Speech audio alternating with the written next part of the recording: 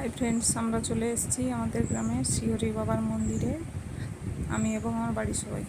তো বহুত দিনের পুরনো এই শিলামূর্তি এখন এই কয়েক বছর রিসেন্ট নতুন মন্দির করে এখানে নিয়ে আসা হয়েছে।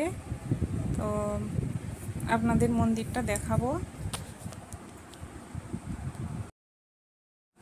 মন্দিরটা খুব একটা বড় নয়, তবে ছোটোর উপরে খুব সুন্দর তার কারুকার্য করা, এবং সামনেটা লাইট দেওয়া আছে এবং সব সময় মানে রাত্রিবেলা এটা জ্বলে, খুব সুন্দর। উপরের দিকটা গ্রিল বসানো আছে। ইতিমধ্যে অনেকেই চলে এসছে। যখন এসেছিলাম তখন আমার বাড়ির সবাই এসেছিল, কিন্তু আর অন্য কেউ ছিল না। তো বাইরে থেকে আপনাদের মন্দিরটা ইতিমধ্যে ঠাকুরমশাই এসে জোগাড় করে পুজো আরম্ভ করে দিয়েছে। আর এই ঠাকুরের মেন প্রসাদ হচ্ছে ভাং আর গাঁজা। শিব ঠাকুর যা খায় এই ঠাকুরকেও তা দিতে হয়। তো ঠাকুরমশাই কী বলে কলকে সাজাচ্ছে, এরপরে পুজোটা আরম্ভ হবে। নাম হরি, কিন্তু শিব